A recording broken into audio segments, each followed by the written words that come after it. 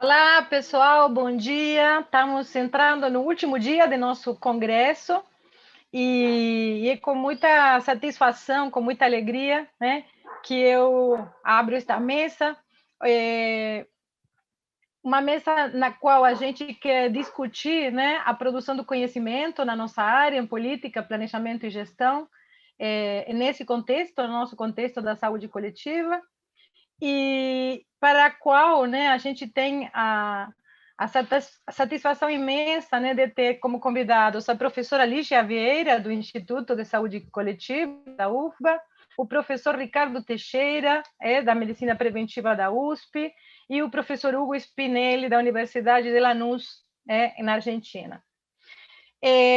Quando a gente organizou o congresso, né, esse eixo temático, né, que é a produção do conhecimento, é importante colocar isso para que a gente entenda em que marco, né, se dá essa nossa discussão de hoje de manhã. Foi um dos eixos temáticos que recebeu menos quantidade de trabalhos. E, e a gente fez alguma discussão, né, com o pessoal que estava dentro desse eixo, nesse sentido de tentar entender também, né, as limitações, os desafios específicos, né, que se colocam do ponto de vista da produção do conhecimento, a área de política, planejamento e gestão, né, dentro do contexto da saúde coletiva brasileira, mas também nesta conjuntura que a gente está habitando, né, com uma restrição importantíssima, assim, uma retração violenta, né, do financiamento de ciência e tecnologia, um governo que desacredita da ciência, né? E uma gestão que é totalmente, em termos técnicos, amadora, né? Então, é importante, importantíssimas reflexões que eles vão trazer para essa mesa, é, e a qual eu vou abrir com algumas questões sobre a nossa área, porque foi assim que eu combinei com as pessoas que organizaram, e eu acho que é muito importante a gente colocar, então, essa questão de que as pesquisas em política, planejamento e gestão são sempre pesquisas implicadas, né, porque estão situadas em uma certa perspectiva do que deve ser a política pública e seu valor de uso, e são também pesquisas, em certo sentido, aplicáveis, né, no sentido de que buscam algum tipo de utilidade, né, e também essas pesquisas, e o momento atual destaca isso sobremaneira, terão sempre uma relação mais ou menos tensa com os tempos da gestão, né? Então, é muito importante na nossa área se colocar um pouco esse cenário e pensar como que a gente pode trabalhar para o público e não para os governos de turno, né? Porque estudos grandes de fôlego, né, sobre a política ou sobre o sistema requerem muitas vezes associação de grupos de interesse de pesquisa, requerem financiamentos consistentes. E é muito importante, então, que a gente possa distinguir poder público de governo. A gente tem que trabalhar, né, para o poder público, mas não para o governo. E eu acho que é importante, então, pensar assim, que tipo de objetos, né, que a gente estuda? Porque quando a gente pensa, e eu estou dizendo aqui, nossa área se chama política, planejamento e gestão, né, a gente está tratando junto, né, pensando que é uma área, como se fosse uma área homogênea, quando, na verdade, né, a gente tem dentro dessa questão, a política, o planejamento e a gestão, né, que tem cada uma delas formas de construir seu conhecimento, abordagens nas quais eles, enfim, se alicerçam para poder fazer o conhecimento avançar. Então, se a gente vai ver as coisas na nossa área, a gente vê no campo dos estudos da política, né, que tem predominado análises mais próximos da ciência política, análise de cenário, de atores, de bancos de dados secundários para identificar tendências e entraves, cruzamento com financiamento para identificar atores, estudos sociohistóricos sobre a constituição de movimentos e campos. Então, é um lugar onde predominam, de certa forma, estudos mistos, né? E as revistas da nossa área são muito pouco amigáveis. Algumas dessas publicações, muitas dessas produções não se veiculam principalmente pelas revistas de saúde coletiva, né? No campo do planejamento, a gente também viu no campo da produção uma diminuição importantíssima das publicações sobre o planejamento, né? E a gente tem esse planejamento como um campo de mediações, né, e uma origem em correntes mais ou menos gerencialistas e uma distinção das tradições latino-americanas, das internacionais e das do mercado, que aconteceu muito fortemente na década de 70 e de 90, né? E quando a gente vai ver os estudos de planejamento, o que a gente tem é predomínio de estudos de caso, relatos de experiência, desenvolvimentos tecnológicos, podem ser estudos quali ou estudos quanti, nem sempre são mistos, são um ou outro, né? E tem tido também muito pouco espaço, né, para publicação. E se a gente vai para o campo da gestão, a gente vai para o campo da ação, né, das relações interpessoais e institucionais. Então, ali a gente tem um grande conjunto, né, de correntes dos vários institucionalismos, né, desde a socioanálise francesa aos funcionalismos americanos, que na verdade é um grande grupo de abordagens que se pergunta como funciona, por que funciona assim, e aí muitos estudos coletivos, e uma dificuldade, que eu vou dizer assim, acho que vai ser a provocação que eu queria trazer aqui para a mesa, né? Que nossa área tem tido em assumir um pouco sua identidade e sua competência, tanto epistemológica quanto metodológica, né? Por exemplo, muitos desses estudos que eu estou dizendo qualitativos, né, aparecem, são publicados, ou tem na metodologia, quando são publicados, o nome de descritivos, né? E o que, na minha opinião, é simplesmente uma colonização epidemiológica da nossa área. Muitos estudos qualitativos são analíticos, né? Alguns não. Tem estudo medíocre no quant e no quali. Não estou discutindo agora a qualidade dos estudos. Estou discutindo uma espécie, vou chamar aqui assim, de complexo de vira-lata da nossa área, né? Muitas vezes se diz, mas na área de política, planejamento e gestão não fazem certo nem o epidemiológico, nem o qualitativo. E eu queria levantar aqui uma a reivindicação, vamos dizer assim, que eu tenho da área, mas uma questão que eu acho que é importante a gente pensar, e que é exatamente essa. Quando a gente se aproxima dos métodos, quando a gente coloca visões complementares para se brincar e se relacionar, ou para um método informar o outro, ou para o outro estabelecer um consenso, muitas vezes, muitos desses estudos não é por falta de conhecimento, não é porque a gente não é antropólogo, que não faz uma etnografia de 5 anos para conhecer como pensam os médicos no centro de saúde, ou porque a gente nunca tem estudado antropologia, é porque nós somos um campo aplicado, né? É porque a gente tem urgências, é porque a gente tem encomendas, é porque a gente tem tarefas. Então, eu acho que nós estamos, como área, né, devendo uma reflexão sobre isso, né, sobre a nossa diferença, sobre o que nos coloca no campo, né, com uma outra heurística, por dizer assim, né? E eu acho que essa é uma tarefa que a gente tem pendente. A gente se confrontou com isso na chamada, né, dos trabalhos desse congresso, e constatamos assim, a pouca quantidade, como estava dizendo, de trabalhos que se debruçam para pensar isso, e por isso a gente propôs esta mesa, e por isso eu vou, enfim, passar a palavra agora, mas com o convite, né, também de que as pessoas que estão nos ouvindo se estimulem a refletir sobre nosso campo também como um campo de produção de conhecimento. A origem da nossa área fez que ela surgisse sempre muito marcada, né, pela ocupação de espaços institucionais, pela criação do sistema, pela defesa da política pública, mas no campo da produção do conhecimento, na sua reflexão sobre si mesma, nossa área precisa de um grande momento, né, de reflexão e de crescimento. Essa era toda mais ou menos a conjuntura que a gente pensou para poder, então, propor essa mesa, e eu acho que, então, nada melhor que eu já passar a palavra para a professora Lígia, para que ela possa trazer para nós os trabalhos tão interessantes e importantes que ela tem desenvolvido nesse campo no nosso país.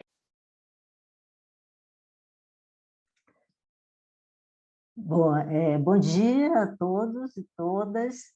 Eu queria inicialmente agradecer à professora Lília Schreiber, que fez o convite para eu participar dessa mesa, e a comissão organizadora do Congresso, dizer da minha satisfação de estar aqui com o Ricardo e Rosana. Bom, a minha exposição eu dividi em 3 tópicos. Inicialmente, eu vou situar brevemente o problema da pandemia e suas relações com a produção do conhecimento científico, para poder, então, situar a especificidade do conhecimento em política, planejamento e gestão, para finalmente, então, discutir problemas e perspectivas que se colocam para a produção capaz de subsidiar a intervenção nesse momento da pandemia. Um ponto ressaltado bastante por muitos pesquisadores, mas que vale a pena reforçar, tem sido a dúvida e a incerteza que dominam essa pandemia. Ainda que saibamos hoje, mais do que um ano atrás, que o conhecimento acumulado, por exemplo, tenha permitido que a Brasco, recentemente, recomende um lockdown nacional de 21 dias, apoiado em um conjunto razoável de evidências científicas, a dinâmica do novo vírus, com suas mutações, tem trazido surpresas e modificado o curso esperado da pandemia, como foi agora a segunda onda em vários países.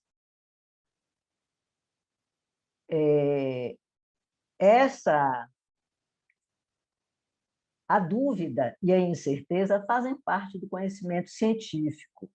Porém, a resposta às perguntas de pesquisa requerem tempo, criação de consenso na comunidade científica sobre a pertinência dos problemas, adequação dos métodos e validade dos resultados.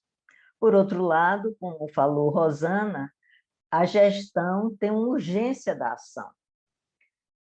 Na pandemia, esses dois tempos se aproximaram de maneira surpreendente.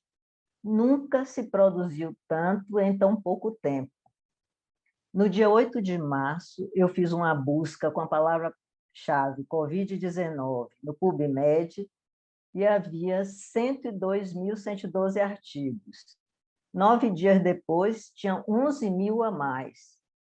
A própria velocidade da produção dessas vacinas nesse espaço de um ano é uma demonstração dessa questão.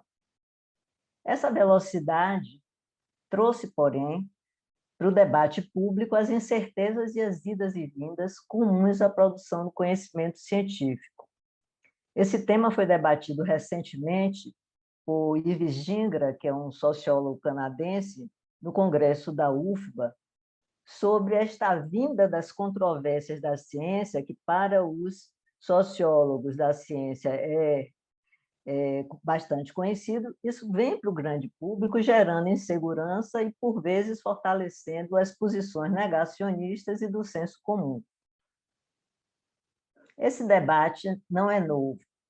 Ele reflete as correntes epistemológicas sobre a natureza do conhecimento científico, que foram muito bem sistematizadas por Terry Shin e Pascual Raguer no seu livro Controvérsia sobre a Ciência. Segundo esses autores, existiram e existem ainda ao longo do século XX até nossos dias 3 principais correntes que interpretam o conhecimento científico. A primeira delas seria a corrente diferenciacionista, segundo a qual o conhecimento científico é distinto dos outros saberes.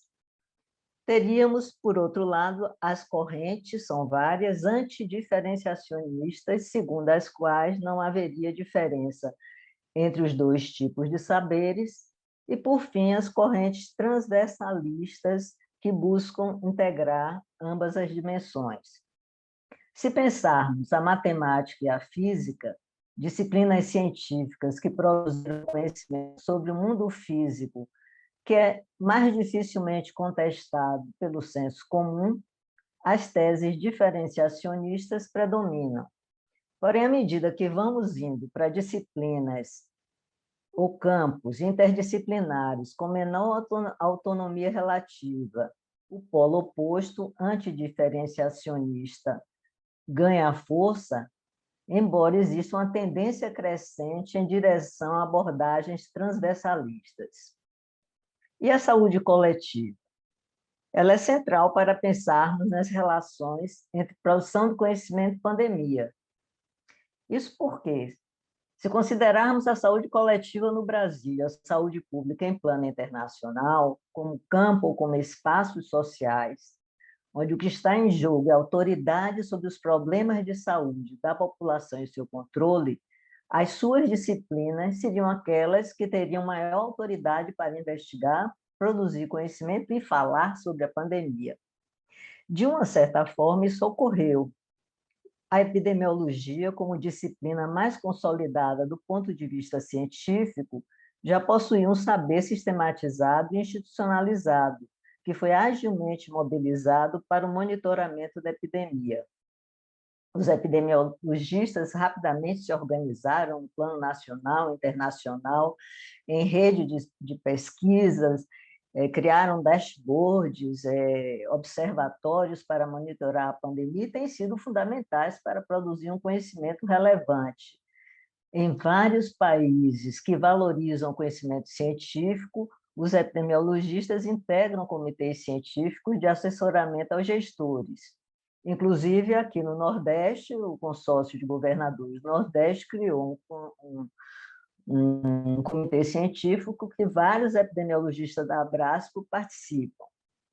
Essa autoridade, porém, tem sido disputada com diversas outras disciplinas, mostrando não só a pequena autonomia relativa da saúde coletiva, mas também um reflexo da determinação social da pandemia. A pandemia é um problema social complexo, é uma crise sanitária global que envolve todas as dimensões da existência humana: economia, política, individualidade, a sociabilidade. E, por essa razão, tensionou campos, borrou fronteiras, mobilizou saberes de praticamente todas as áreas do conhecimento: virologia, clínica, economia, psicologia, sociologia, matemáticos, físicos. A pandemia, inclusive, mexeu com a geopolítica, como nos mostrou Fiore numa desses webinários da Abrasco. E a politização da gestão da crise alcançou agora a discussão sobre a eficácia e segurança das vacinas, como mostra um artigo recente do mesmo Ives Dingra, publicado há poucos dias. Nessa mesma linha, poderíamos incluir a declaração de ontem ou de hoje de Boris Johnson, no tabloide inglês The Sun. Segundo Boris Johnson, o sucesso da Inglaterra na vacinação seria decorrente do capitalismo da ganância, meus amigos. Isso ele disse a título de piada, mas reflete, no fundo, a guerra das vacinas, onde as questões econômicas e geopolíticas estão em jogo. Além disso, os pesquisadores também disputam espaços concorrentes negacionistas com saberes práticos dos clínicos e com o senso comum. Elemento complicador, em vários países tem surgido, e no nosso também, movimentos de contestação às medidas de isolamento social e de lockdown, que se apoiam nessas correntes negacionistas. Tudo isso mediado pela imprensa e pelas redes sociais, que dificultam em muito algo central para a nossa área de planejamento político e gestão, que é a comunicação de risco.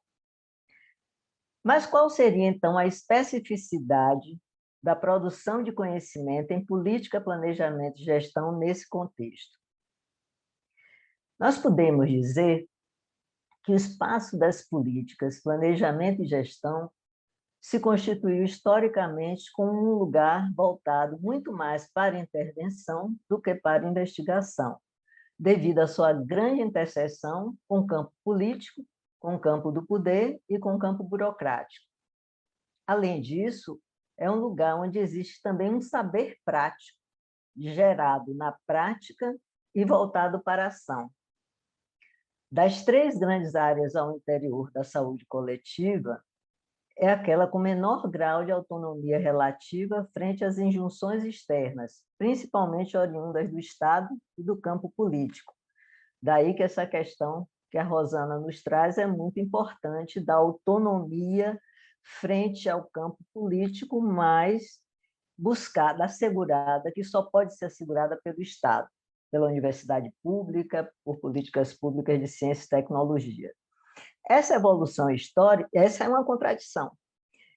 Essa evolução histórica tem repercussões na definição tanto das agendas de pesquisa como das estratégias metodológicas ou mesmo na definição das publicações. No que diz respeito às correntes epistemológicas ao interior desse subcampo, nós podemos identificar, e ligado a essa questão da sua proximidade com a ação e da necessidade de um distanciamento em alguns momentos, como pesquisa, nós podemos identificar, numa primeira aproximação, uma oposição entre o ponto de vista que segue a epistemologia de Bachelard, Bourdieu e outros autores, segundo a qual a pesquisa em políticas, como toda outra pesquisa, deve buscar romper consenso comum, construir seus objetos e constatá-los empiricamente, ainda que depois retome esse ponto de vista para integrá-lo no conhecimento, e uma segunda perspectiva radicalmente oposta, que considera não haver diferença entre esses conhecimentos, sendo ambos diferentes formas de saberes. Entre esses dois extremos, há uma variedade de posições que dependem das trajetórias de cada pesquisador. A ruptura com o senso comum, que em outras disciplinas é mais fácil, na pesquisa em política e gestão torna-se muito difícil, particularmente porque a força do senso comum está exatamente na sua utilidade prática. Por outro lado, a construção do conhecimento requer a incorporação da subjetividade dos agentes sociais, que passa a ser uma questão teórico-metodológica a ser equacionada. Os pesquisadores dessa área temática frequentemente têm um trânsito grande com os serviços de saúde.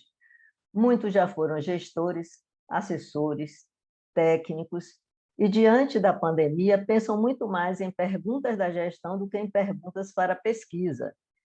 Eu me recordo, logo no início da pandemia, a grande preocupação era o que era que deveria constar nos planos de contingência, como organizar os serviços, a atenção básica, a rede hospitalar. Essas perguntas, na sua maioria, foram respondidas ou vêm sendo respondidas apoiadas em conhecimento acumulado e na experiência prévia. Muitas publicações da nossa área foram prescritivas e, diga-se de passagem, fundamentais para os gestores utilizarem. Por exemplo, que a atenção básica e a vigilância epidemiológica seriam centrais para o controle da epidemia, isso estava no conhecimento consolidado da nossa área. Contudo, a velocidade de transmissão, a gravidade dos casos exigindo cuidado intensivo, deslocou o foco para a atenção médico-hospitalar, principalmente naquele momento inicial onde houve colapso das redes. Posteriormente também houve, continua havendo, mas eu estou me reportando ao primeiro momento da pandemia. Por isso, tem necessário recorrer a experiências exitosas para mostrar que não era inevitável o colapso e a vigilância epidemiológica associada a medidas de distanciamento, como foi o caso da Coreia do Sul e outros países, foram efetivas no controle da pandemia. Nesse sentido, a análise comparada dos sistemas traz uma contribuição. Que perguntas têm se colocado para a área de PPG ao longo do último ano? Que perguntas poderiam ser consideradas relevantes para a intervenção? E quais os obstáculos à produção desse conhecimento? Claro que identificar perguntas de pesquisa requer realizar síntese dos trabalhos publicados anteriormente, visando identificar lacunas. Porém, diante do volume de artigos publicados, 112 mil, 113 mil artigos, a tarefa não é simples e, por si só, passa a ser uma produção do conhecimento, realizar síntese de pesquisa, fazer revisões sistemáticas da bibliografia.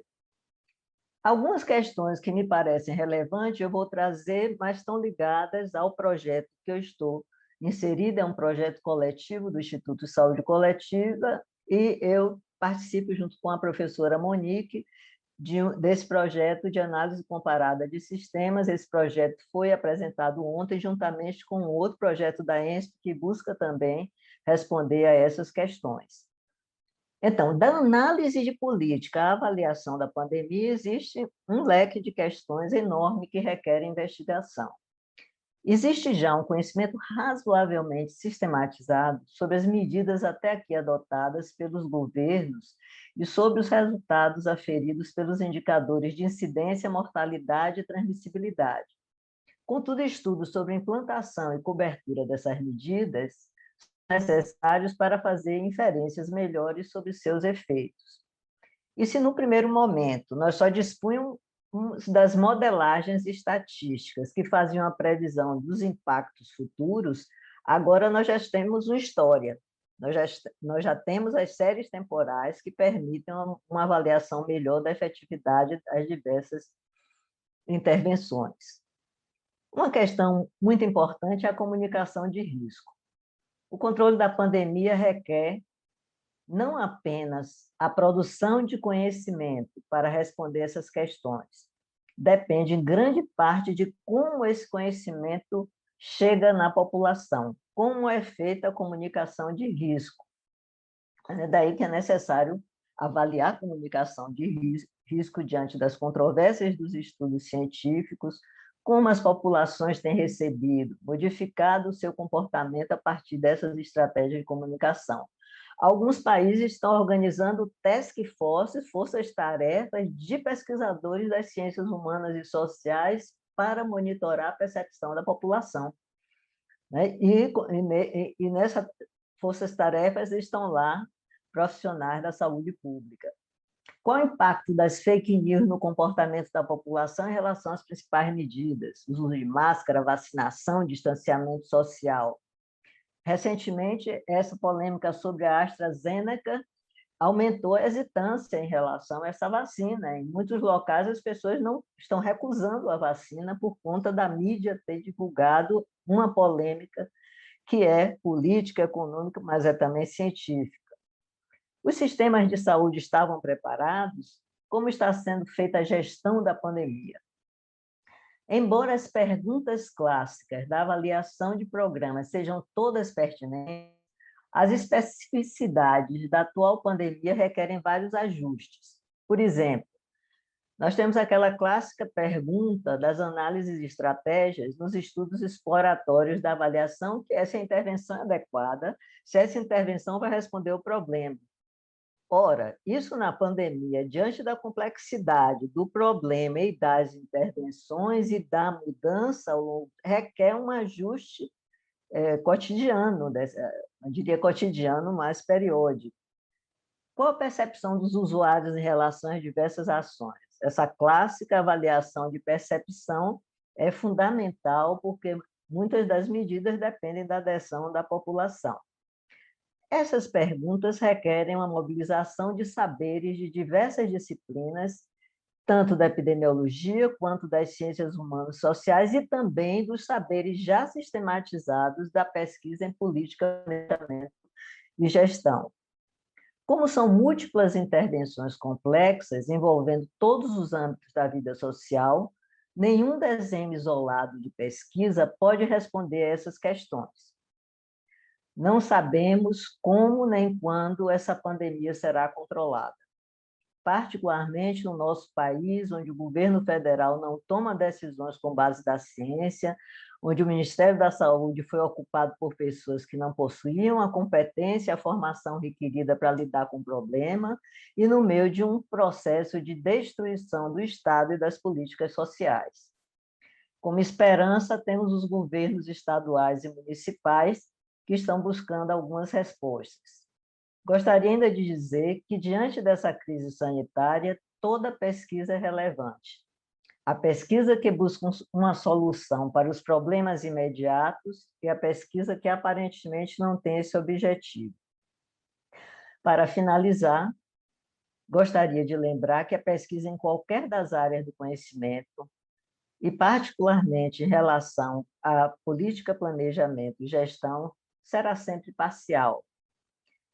Mas, por isso, mais do que nunca, a troca, o trabalho em grupos multidisciplinares e interdisciplinares é necessário para termos as respostas adequadas para sobrevivermos a essa tragédia.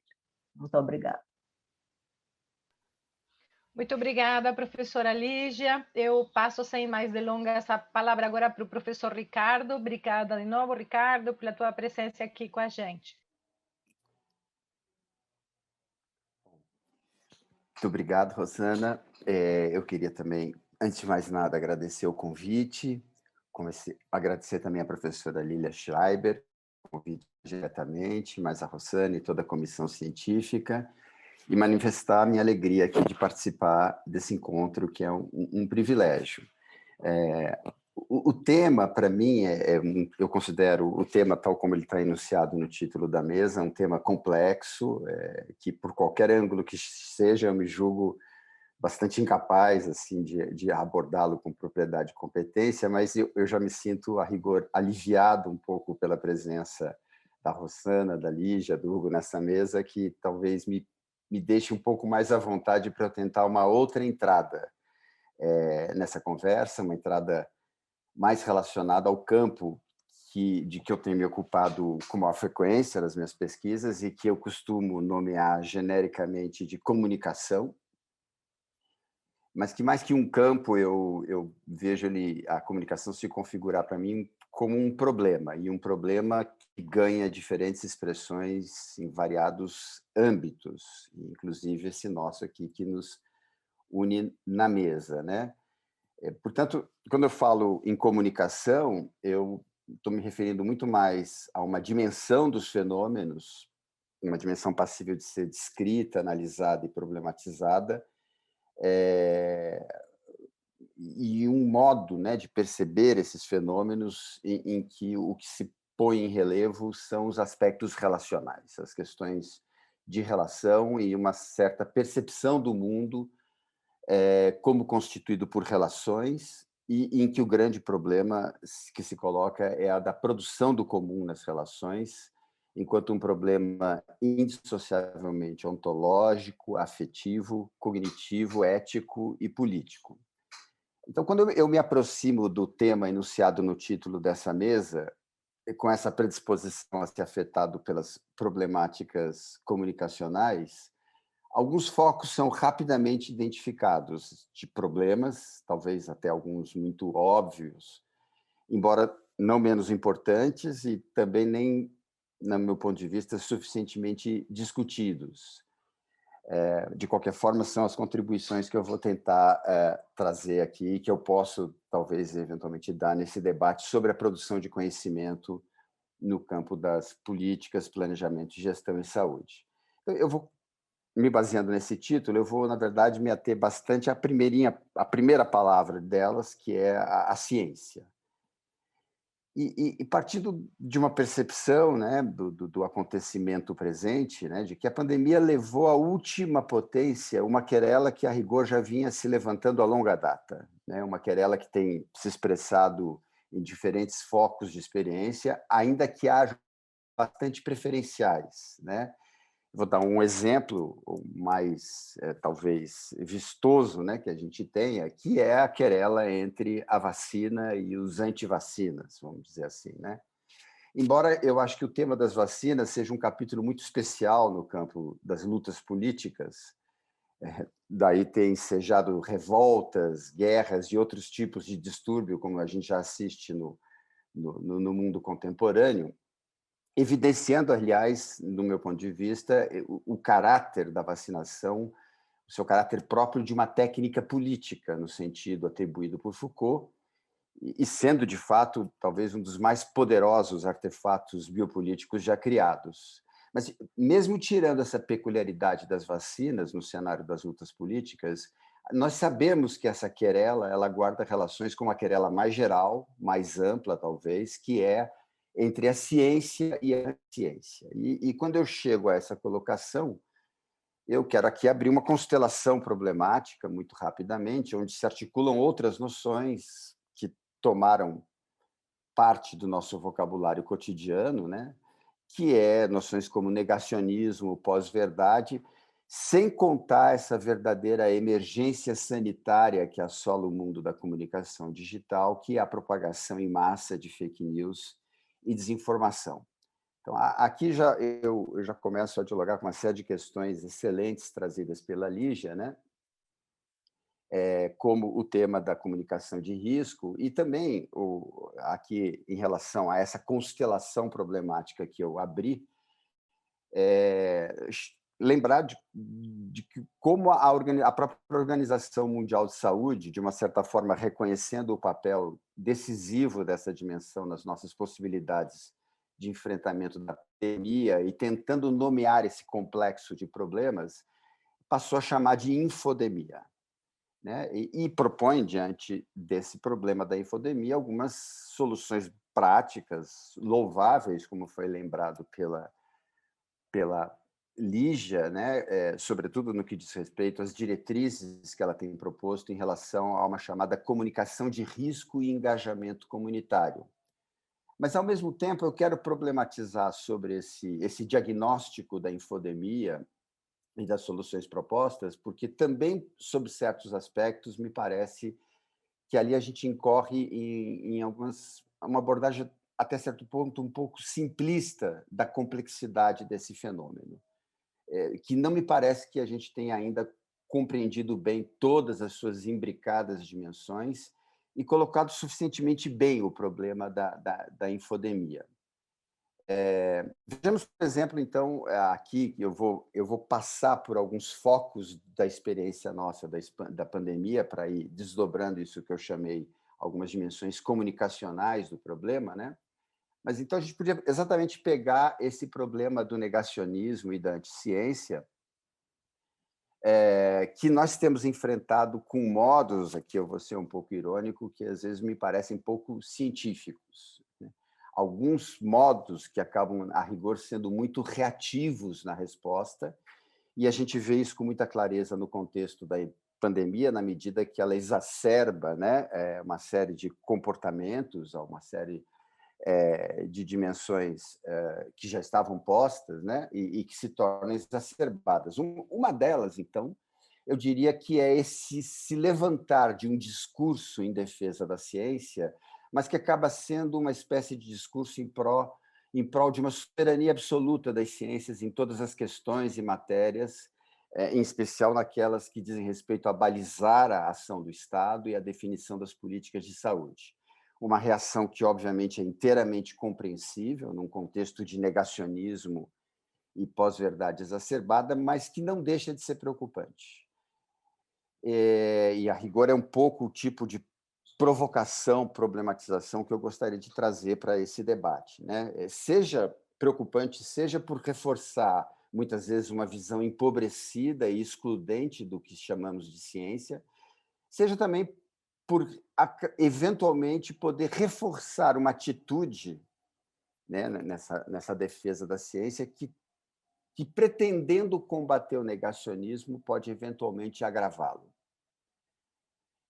Nesse sentido, então, sem fazer longas citações e referências, eu quero trazer alguns debates que têm ocorrido em torno da discussão do negacionismo, da anticiência e da pós-verdade, sobretudo a análise de algumas pensadoras e analistas do campo da comunicação e outros, e da antropologia também, e que argumentam que o fenômeno da pós-verdade, da desconfiança em relação à ciência, é menos um discurso contra a verdade do que um discurso contra o sistema de produção da verdade, em especial o sistema de produção da verdade representado pela ciência. Argumentam que seria um discurso contra a caixa preta da ciência, contra a exclusão sistemática praticada pelo discurso científico, a rigor contra a sua desqualificação sistemática do chamado senso comum, que a Lígia já trouxe muito bem o lugar, né? É exatamente esse aspecto relacional que eu estou querendo colocar ênfase, a relação entre a discursividade científica e o chamado senso comum. Nesse sentido, a gente está falando de um campo de revolta, né? Uma revolta talvez legítima, mas certamente, e isso também é trazido por essas analistas, temperada no rancor dos humilhados, né? E que se aproveitam, que se apresentam também, à sua maneira, com fortes traços de reatividade, que levam muitas vezes a assumir traços caricaturais, dos quais eu acho que o terraplanismo é a melhor ilustração. Mas o que eu quero, a rigor, de uma certa forma, também colocar é que, nesta reatividade ao discurso anti-ciência, a própria ciência acaba também, muitas vezes, se caricaturando. A se admitir, portanto, o bem fundado dessa hipótese a respeito do fenômeno do negacionismo e da anticiência, talvez fique claro, por exemplo, do ponto de vista prático, a ineficácia em se contrapor mais ciência ao combate da anticiência. Isso também, a meu ver, aí eu vou explorando aqui alguns outros focos de questões muito contemporâneas, né? A meu ver, também levanta questões em relação ao alcance e aos efeitos das chamadas estratégias de divulgação científica, que também se tornaram virais com a pandemia, né? Essa outra modalidade de comunicação. Mas é claro que isso também é inteiramente dependente do modo como se faz essa divulgação científica, mas, sobretudo, do entendimento que o divulgador tem a respeito do que é ciência e do modo dele produzir, dele colocar na cena do debate público a discursividade científica. Bom, com todo respeito a todos que têm se esforçado nesse trabalho de divulgação científica, alguns de maneira muito competente e notável, eu vejo, entretanto, alguns problemas em vários desses casos que a gente tem acompanhado, né? Onde uma certa combatividade muito assertiva e apaixonada em nome da ciência tende a ridicularizar os que têm crenças diferentes da ciência, praticando uma espécie de bullying coletivo, que me parece ser um exemplo daquele tipo de atitude que tende muito mais a exacerbar os comportamentos anti-ciência do que exatamente dissolvê-los, né? Uma combatividade que, na minha opinião, também não se separa internamente de uma certa vaidade científica, que acaba empreendendo uma verdadeira cruzada para que todas as políticas públicas sejam baseadas exclusivamente em evidências científicas. Eu acho que já até uma certa vulgata, um clichê já clássico desse gênero cruzadista, que é questionar, por exemplo, que o Estado financie tratamento homeopático pelo SUS. Me parece que aqui a gente está diante de um modo de amarrar ciência, Estado e políticas que acaba denunciando não só uma concepção restrita de ciência, mas também uma incompreensão a respeito das finalidades de uma política de saúde. E aí, nesse ponto, ainda dessa maneira bastante tateante, bastante intuitiva, vamos dizer assim, eu sigo ainda identificando alguns outros focos problemáticos que podem se tornar interessantes nesse debate, né? Para além apenas de compreender o que está em jogo no fenômeno da pós-verdade e dos modos de se lidar com ela. Abre, por exemplo, questões epistemológicas e que diz respeito a um certo reconhecimento daquilo que uma filósofa belga, a Isabelle Stangers, que vai me inspirar bastante aqui nas próximas questões que eu vou trazer, denominou há muitos anos atrás de guerra das ciências. A ideia de que não existe exatamente a ciência, mas ciências em disputa. Quer dizer, é a discussão passível da gente abrir aqui, né, da urgência de se romper com as ingenuidades epistemológicas e parar de se reconhecer a dimensão política da ciência apenas na sua aplicação. Inclusive, nesse caso, muitas vezes se pensando que, nesse momento da aplicação, a política só serviria para desvirtuar a ciência. Mas reconhecer a dimensão política intrinsecamente na própria constituição das diferentes matrizes científicas. Uma consequência desse debate, para mim, que eu coloco aqui também como uma provocação possível da gente enfrentar, e que se tornou um cenário meramente especulativo, imaginativo para nós, que é a gente superar, imaginar que se retirasse hoje no debate brasileiro todos os negacionismos do nosso cenário de produção de respostas à pandemia. Eu penso que, ainda assim, nós não encontraríamos um consenso a respeito do que seria uma resposta à pandemia em bases científicas. Há várias respostas possíveis, todas científicas e baseadas em evidência. Bom, esse seria um primeiro foco de questão, que eu deixo aqui como provocação. O segundo, eu já um pouco mencionei, a rigor é um pouco correlato desse, né? que é o próprio reconhecimento a respeito do SUS como um sistema de cuidados e não como um mero distribuidor de tecnologias desenvolvidas a partir de um certo referencial de ciência e um certo modo de produzir evidências, o que pressupõe, sobretudo, aqui o reconhecimento de que as evidências são produzidas.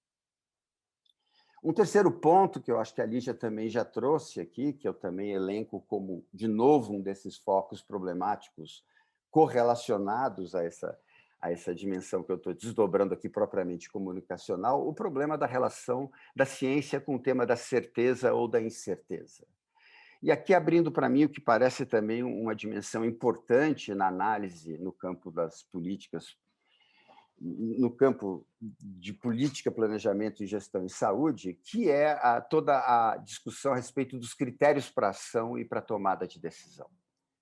A ciência, como sabemos, não oferece certezas, mas justamente elementos importantes para podermos tomar decisões na incerteza. A questão não é, talvez, tanto, portanto, fazer das evidências científicas o critério soberano para a tomada de decisão, mas entender o processo político pelo qual as decisões são tomadas. O que me parece uma pauta interessante para a produção de conhecimentos nesse campo, e que a pandemia revelou toda a sua importância, né? Nós precisamos conhecer melhor que processos intervêm nas tomadas de decisão, seja na formulação de políticas, seja na incorporação tecnológica, seja na gestão, seja na clínica, interrogar que critérios são efetivamente legítimos, libertando-se um pouco, então, dessa subordinação automática a um episódio, uma cena pandêmica que, para mim, ressalta essa dimensão de um problema que se colocava como marca d'água e que, de uma certa forma, agora subiu na superfície da tela,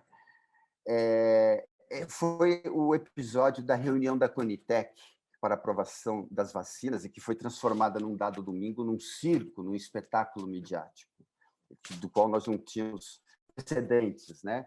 Mas um episódio que também envolveu abaixo-assinados circulando nos dias que antecederam, procurando pressionar os membros do comitê a aprovarem as vacinas. Um comitê que supostamente deveria se pautar pelas evidências científicas multidimensionais da ATS, da Avaliação Tecnológica em Saúde.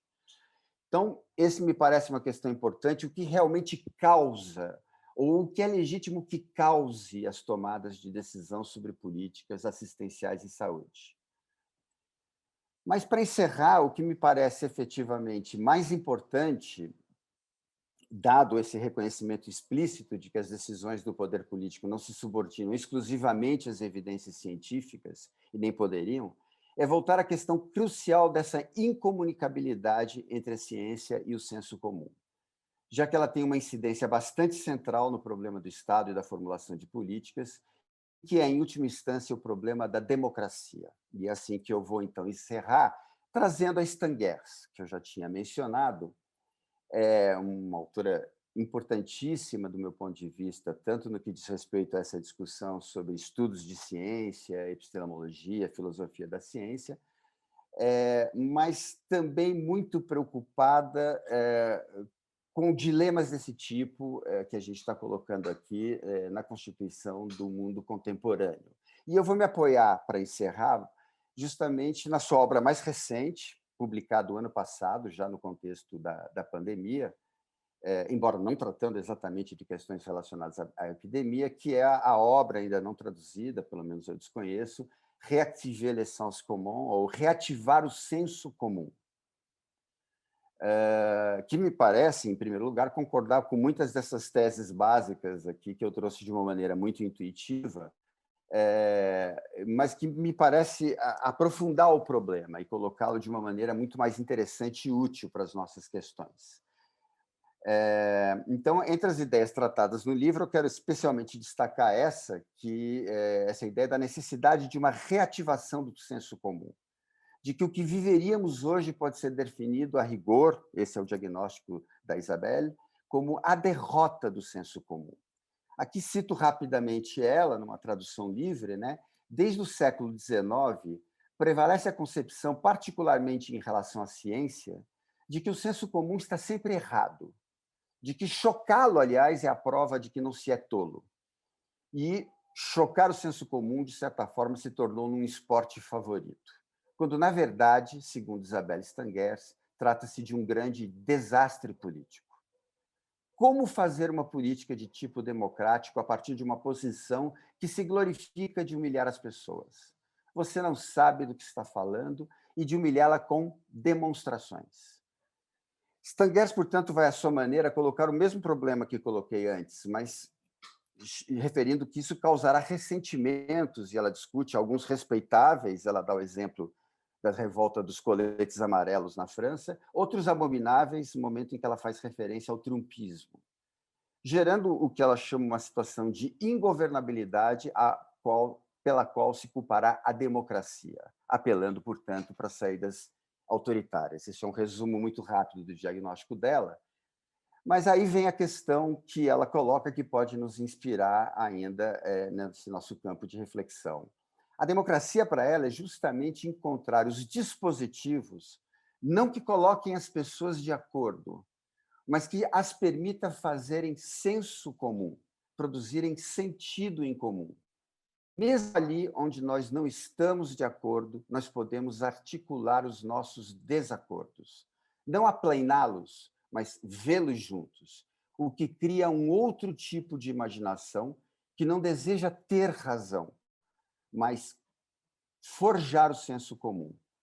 Para Stangers, o jeito como a ciência funciona é relativamente feito para produzir um certo tipo de caricatura e contradizer o senso comum. Mas nós não podemos nos deter nas contradições construídas do tipo a ciência e a racionalidade de um lado e o compromisso ativista do outro. Isso, para Stangers, é uma mera preguiça do pensamento, uma simplificação da realidade que impossibilita colocar o problema de outra maneira. Para ela, um dos sentidos de fazer o senso comum é mudar essa percepção. E daí ela recorre a essa noção de dispositivo, que ela define como uma maneira de organizar a palavra, como uma maneira de organizar o sentido do encontro. Se nós estamos em dispositivos que vão trabalhar os interesses de forma a torná-los contraditórios, antagonistas, a tal ponto que é preciso um árbitro neutro, que venha do alto, desinteressado, que deseja apenas o bem comum, porque eles não conseguem se entender, então é preciso, segundo Stangers, interrogar o dispositivo, problematizar essa impossibilidade de comunicação.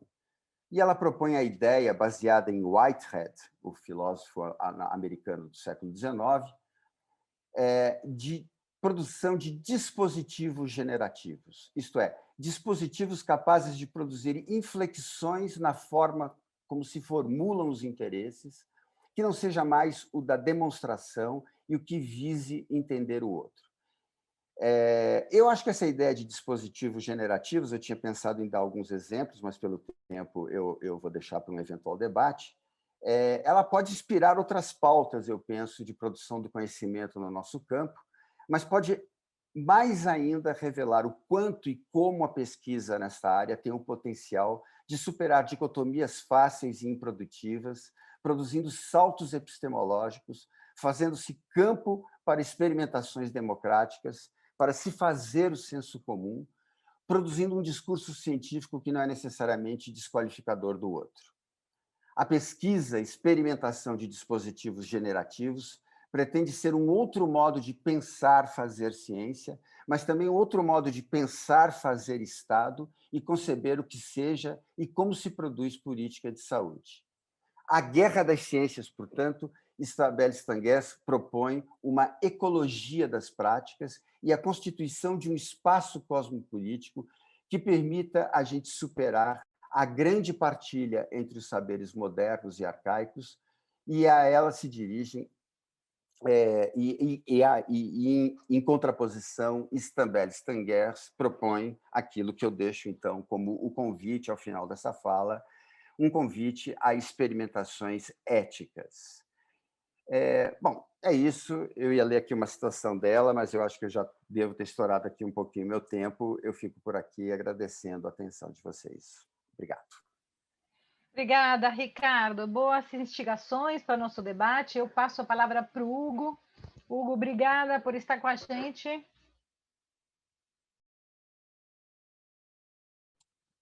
Bom, obrigado a vocês, obrigado por convite a Brasco, a Lília, a Rosana e a todos vocês. Sempre que sou convidado por Abrasco, eu falo que a minha participação tem uma plena que é o custo de portunhol, que está fora do pagamento da assistência ao Congresso. Assim que vão ter que respeitar meu portunhol, que calculo que com a paixão vai terminar em espanhol puro, que eu vou pensar que é português. A pandemia, eu tenho uma mirada sobre a pandemia que ha sido uma grande provocação e, nesse sentido, la recupero, porque a pandemia vem a colocar na agenda muitos temas que a gente venia colocando e era subalternos. A pandemia desnudou o desconhecimento. A pandemia colocou na agenda temas que eram bandeiras reivindicativas de procesos de cambio. O sistema público, ingresos ciudadanos, la necesidad de los trabajos territoriales. Entonces, en ese sentido, recupero la cuestión de la pandemia. Es un proyecto que señala la barbarie del proyecto moderno. La pandemia comenzó con la guerra de los barbijos y actualmente estamos con la guerra de las vacunas, donde el juego, donde el juego de la geopolítica demuestra que este proyecto no tiene nada de civilizatorio, como planteaba Sergio Arouca no inicio o esperaba del proceso de reforma. Yo no quiero voltar a la normalidad. No quiero voltar a la normalidad ni a una nueva normalidad. Yo lo que quiero es construir otra realidad. Y esa otra realidad fueron banderas que el movimiento de salud colectiva viene trayendo desde hace largo tiempo. Y Brasil, en ese sentido, fue pionero y es pionero. Demostrando que lo que se planteaba era correcto. La pandemia no requiere de nuevos conocimientos, requiere mucho más de desaprender, nos exige pensar, nos exige actuar de otra manera. El problema de Brasil no es la cepa Manaus, el problema de Brasil es la cepa Bolsonaro. Y yo me pregunto, ¿en qué no se metió a pandemia? La pandemia metió con todo.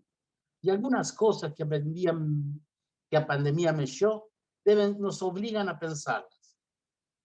Ahora, en ese sentido y en función del título de la conversa, yo siempre me pregunto, sin desconocer la trama sobre la cual se construyó y se viene construyendo la salud colectiva, ¿cuánto tiempo hace que un texto del campo de la salud colectiva sacude el campo, interpela el campo, como lo hicieron los textos de aquellos que fundaron la salud colectiva o la medicina social en América Latina?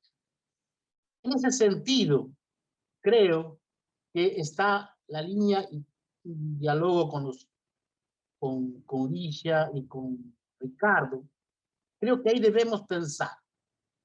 Y voy a cutucar un poco a Abrasco y a esta sección de Abrasco, que se identifica con la línea de política, planeamiento y gestión. Yo tengo un título del cual, de ser planejador, el curso que se hizo en año 88 en la ENS, en la Fiocruz, mas no reivindico planejamiento. Eu acho que nós não deveríamos seguir falando do planejamento. Creo que hay, en este título, yo reivindico mucho la política, lo político y la gestión, mas no hablar del planejamiento. Y ahí está, y creo que ahí se visualiza o atravesamiento que ainda está no campo das filosofías idealistas. Va a ser imposible hacer lo que Ricardo propone mientras conservemos las inscripciones a las filosofías idealistas, no como enunciados, pero sí como prácticas. Entonces, yo creo que debemos revisar fuertemente nuestras matrices epistémicas.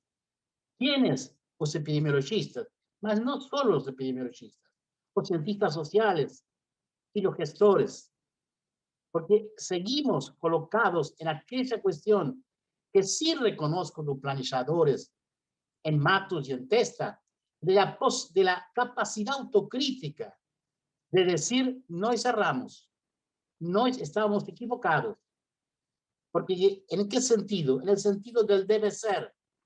Y continuamos viendo textos que tienen que ver más con la contemplación que con la acción. Y creo que el desafío que se nos presenta es el hacer, es la acción, que es el gran dilema del gestor. Y la acción es la contracara del planeamiento. Y en la acción voy a recuperar a Hannah Arendt con aquel libro de la condición humana que paradojalmente se escribe en el mismo momento que América Latina pensaba el tema de planeamiento. Otro día una conversa con Gastón y Emerson, o Emerson traía una frase que planteaba David Capistrano de un passeamento como una ironía contra el planeamiento. El problema está en el hacer. Y el hacer no es parte del pensamiento de la filosofía idealista. Obviamente que pensar en términos relacionales, pensar en términos de interacción, en pensar en términos de comunicación, de hermenéutica, es totalmente contrario y exige abandonar las matrices idealistas que continúan estando presentes en la formación de los universitarios. Si nos vamos a ver las currículas de las universidades, y no falo solamente de las currículas de las ciencias de la salud, están atravesadas por el idealismo. Ahí hay una batalla epistemológica que nos debemos dar cuenta, porque si no, transcurrimos por otra realidad, indiferente a lo que está aconteciendo. Creo que un saber científico solo no puede dar cuenta, pero necesitamos revisar muchas cosas. Necesitamos revisar la idea del tiempo. El tiempo, es decir, el planeamiento exige un tiempo futuro. Ese tiempo futuro, esa idea del tiempo futuro, es una modernidad. Ahora, pensar en un tiempo presente, que es un tiempo de acción, implica una ruptura con esa cuestión. Y el tiempo presente es un tiempo de gestor, es el tiempo de la acción. Ahora, eso está en la discusión. Benjamin planteaba un presente como pasado del futuro y un presente como futuro del pasado, centrándonos en la acción, en el presente. Ahora, sin embargo, he escuchado mucho, inclusive, dos cientistas sociales que colocan sus discursos basados en la contemplación. Y no es nada más que la cultura del debe ser. Indudablemente que desde la tribuna de cualquier juego de fútbol, uno siempre hace, nunca erra un penal, mas jugar en un campo es muy difícil. Y esa es la dificultad que tienen los gestores a los cuales debemos acompañar en la producción de conocimiento, entendiendo eso que colocaba Roxana. Al ser procesos de interacción, no existe una verdad que pueda ser comunicada. A diferencia del conocimiento de la industria, que puede ser replicado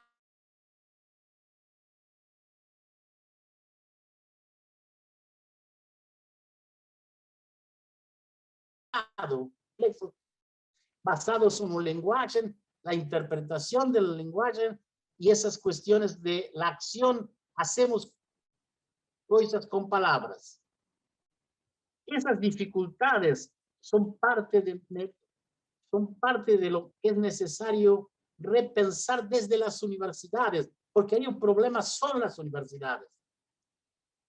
Y ahí entonces aceptar que en el territorio, en la complejidad del territorio, hay diálogos de distintos saberes y se precisan traducciones. Ventura Santos, además de criticar el tiempo y plantear la hipertrofia de un conocimiento que provoca el futuro, donde todo es posible, porque es un tiempo en el cual no se hace cosas, y dice, Ventura va a plantear, hay que comprimir un futuro y ampliar un presente. Y en el presente hay que dar cuenta de la historia. Entonces, esa idea que venimos de hipertrofiar el futuro, trasladarla al presente. Y en este presente, la ciencia tiene que hablar con los conocimientos del territorio. El territorio es nuestro campo de trabajo. ¿Qué colocó a pandemia? La necesidad del trabajo territorial. Sin embargo, en la agenda aparecieron los hospitales y las terapias intensivas. Cuando nos podríamos haber, si hubiésemos tenido un buen trabajo territorial, equipos en territorio y equipos que conocieran y entendieran a sus habitantes, el proceso de un distanciamiento social y aislamiento hubiese sido muy fácil. No se construye distanciamiento y aislamiento vía la media. Se construye en un proceso relacional donde los habitantes del territorio acreditan en el trabajador de salud, porque lo conocen, porque tienen una construcción de vínculos. Me parece que esa cuestión, que estoy volviendo a una cuestión muy práctica, hace recuperar algo que creo que esta área de Abrasco debiera tomar en reemplazo de un planeamiento, que es el tema de trabajo. En esta área, el trabajo es fundamental, porque es un trabajo relacional, es un trabajo de comunicación. Yo creo que ese trabajo tiene mucho que ver con lo que estaba planteando Ricardo. Es un trabajo que mexe con el lenguaje, mexe con las relaciones. Para mí, ese trabajo que hace el trabajo en territorio del trabajador de salud es un trabajo artesanal. Lo que pasa es que el trabajo artesanal nos remite en el sentido común, a la Edad Media. Pero mismo Richard Sennett, cuando escribe O Artesano, coloca que es posible esta cuestión de un trabajo artesanal en estas posibilidades y demuestra cómo ese trabajo artesanal trae otra concepción de un tiempo. Por eso creo que es muy difícil producir estas trocas si no mexemos con las bases epistemológicas, criticando duramente al idealismo, a la filosofía idealista, cosa que han hecho muchos filósofos a partir de la provocación que hace Heidegger cuando Heidegger plantea el tema de que se han olvidado a pregunta do ser, y todo el desarrollo que hacen Hannah Arendt, Gadamer, que son discípulos de Heidegger, y toda la construcción posterior, más ahí las universidades y también dentro del campo de salud colectiva, los compañeros epidemiologistas en general siguen trabajando con la idea de tiempo y lugar kantiana. ¿Por qué no podemos pensar en términos, en vez de tiempo, pensar en términos de historia y en términos de lugar, pensar en términos de territorio? Mismo Brasil con Milton Santos fue alguien que diferenció en la geografía la cuestión. No nos faltan conocimientos, nos sobra colonialismo. Seguimos mirando a Europa como la fuente de conocimiento y esa verdad universal. Tenemos que habilitar la producción de nuestros conocimientos. La rectora nuestra de la universidad dice, tenemos que sustituir la importación de ideas, no solamente sustituir la importación de mercancías, tenemos que sustituir la importación de ideas para habilitar la producción de nuestras ideas. Hay conocimiento y experiencia, sobre todo la experiencia de Brasil con el SUS, es una experiencia que debe ser revitalizada, repensada, porque es el espacio que en América Latina se ve como el espacio más constituido de la cuestión pública. Ahora, ese ideal que uno puede hollar en el SUS no impide que podamos hacer críticas, como estoy haciendo a la idea del planeamiento, a la herencia de la filosofía idealista y enfrentar los nuevos desafíos. Eso es parte de una trama que la salud colectiva y la medicina social en América Latina van construyendo. Y como la misma dice, no precisamos de héroes, precisamos de construcción de esa trama que es comunicacional, se reproduzca cada vez más y que coincido con Ricardo, hay mucho que ver con sentido común y repensar lo que entendemos por ciencia. Abro para debate. Obrigado. Hugo, obrigada. Então, bom, incrível nossa mesa, muito interessante essas instigações. Eu vou ler aqui os comentários e questões que temos recebido do público, que também está animado. O professor Tanaka perguntou para a professora Lígia, né, dizendo que ela descreve a complexidade da situação, que reflete o desafio de como contribuir ao processo de decisão que permite essa influência nas decisões, né? Neste sentido, ela pergunta: quando o rigor científico não teria que ser flexibilizado, né, para aportar conhecimentos que tornem mais efetivas as decisões, né? E aí, então, assim, ele conclui dizendo, seria acho que a Mônica pergunta, Tanaka, seria o SUS refém de uma certa ciência, né? A professora Lília, eu vou fazer todas as perguntas, então vocês vão anotando que depois eu devolvo para uma rodada de resposta de vocês. A Lília Schreiber pergunta para todas as pessoas da mesa, né?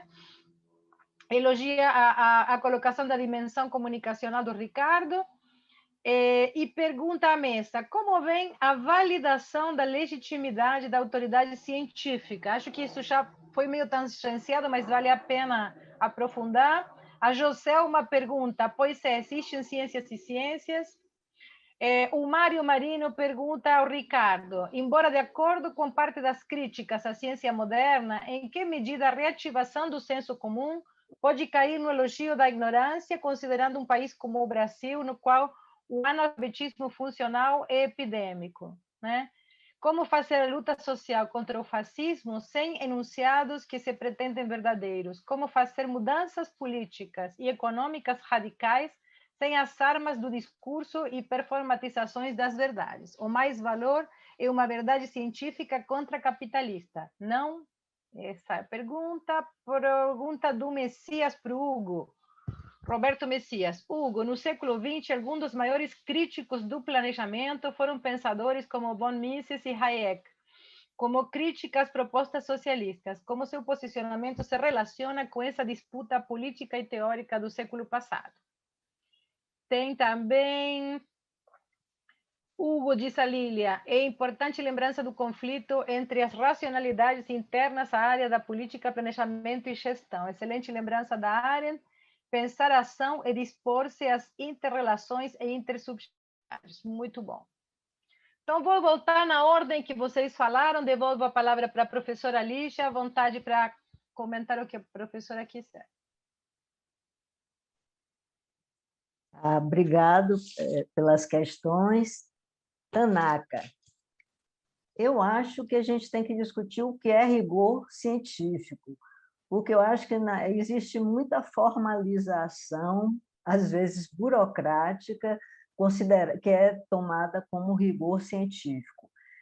Eu creio que, diante de uma pandemia como essa, de uma doença que tem sido caracterizada como pavorosa, que leva a uma pneumonia, a morte por sufocamento, quer dizer, e o desenvolvimento, por exemplo, de vacinas. É importante uma vacina eficaz e uma vacina segura. Então, nesse sentido, você veja, diminuiu bastante o tempo, que normalmente é 10, 15 anos.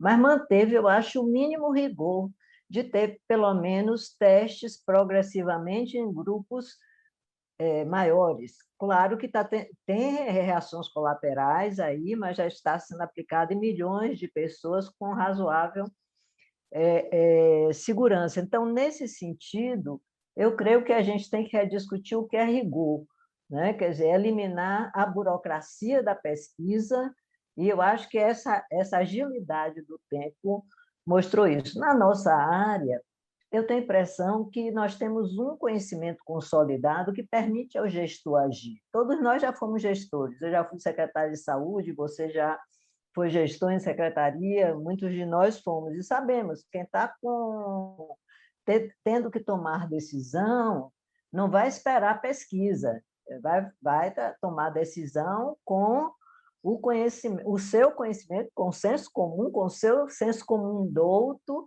e agora, se eu tiver alguém que me forneça de forma sistemática se eu devo fazer um lockdown, ou se eu devo fazer evidências de outras experiências, eu, como gestora, vou ficar muito satisfeita e tenho possibilidade de ser mais eficaz, né? Por isso que, então, essa questão. Joselma, ciências e ciências, Joselma.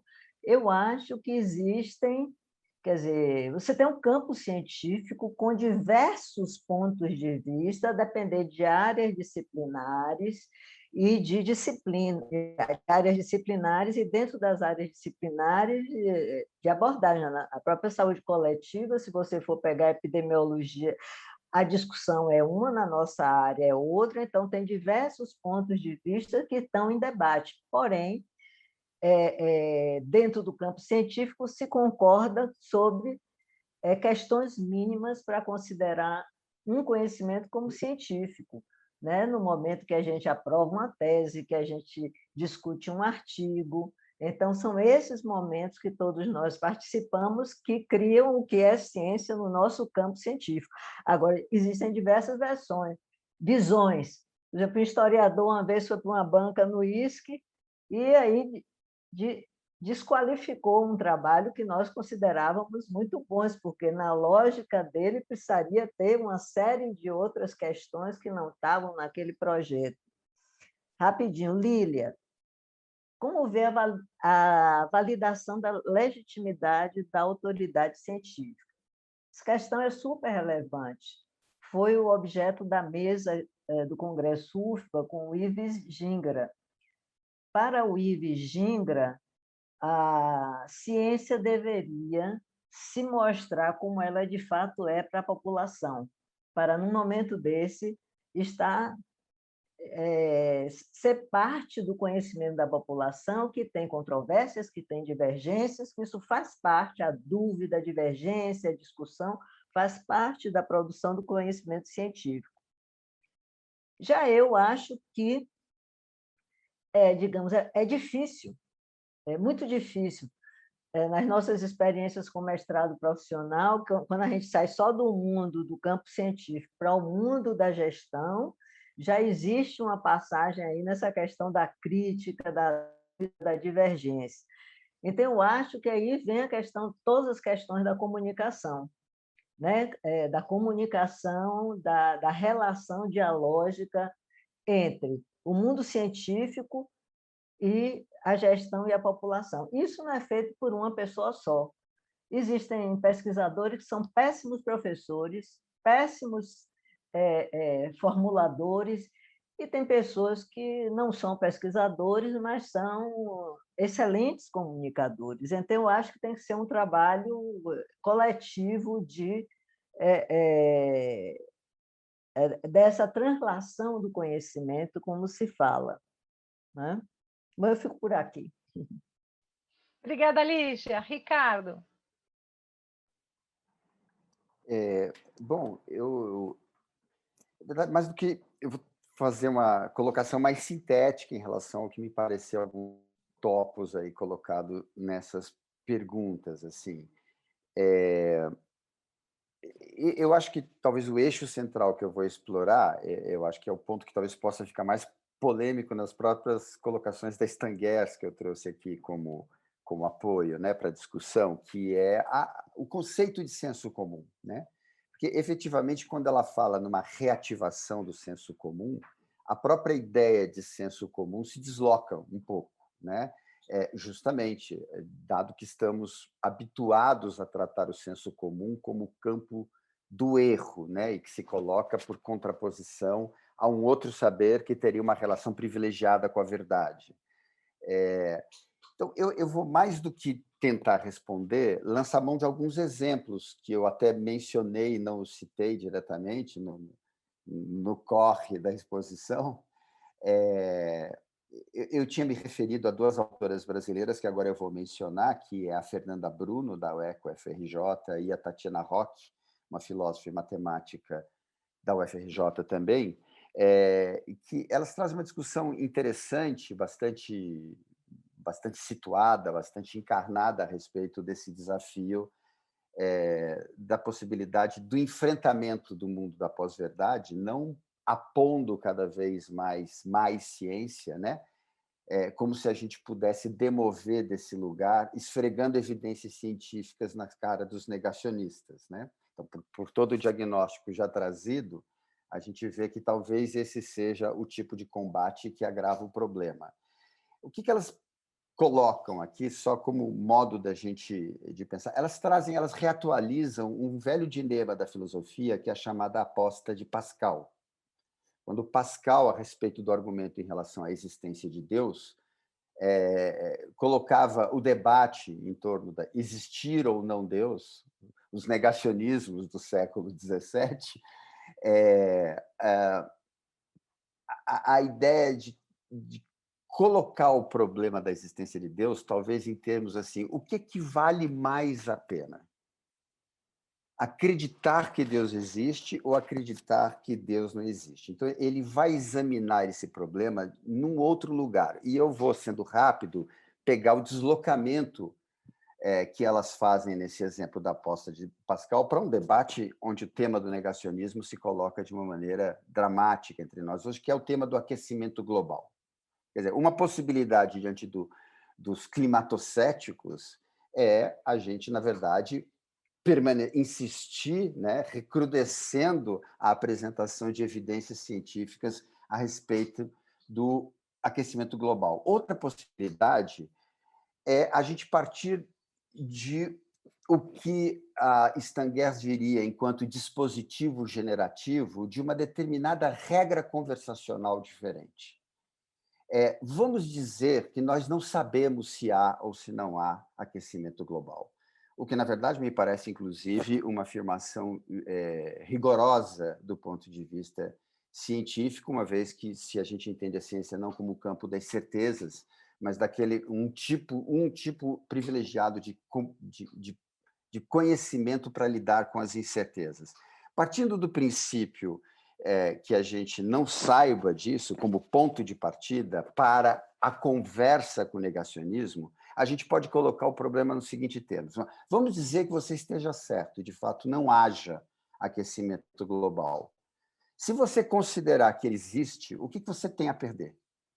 Por outro lado, se você negar que existe o aquecimento global, e se de fato ele existir, aí você vai perder bastante coisa.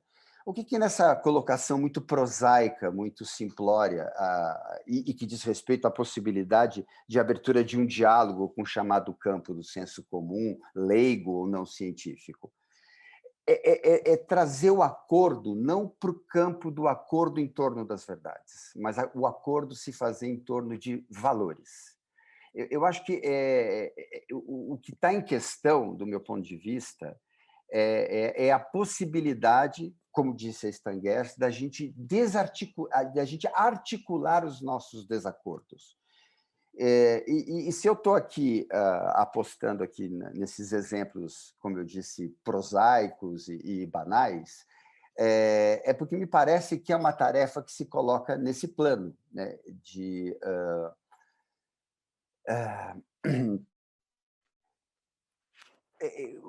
quando o Hugo traz o tema da decolonização, do tema do combate da perspectiva colonial, eu acho que ele coloca muito bem quando traz esse tema da nossa subalternidade em relação aos saberes centrais, mas é importante perceber como isso também se reproduz nessa relação que a gente está tratando, que eu busquei destacar aqui, e da importância desses desafios de produção de dispositivos que, no fundo, são dispositivos conversacionais.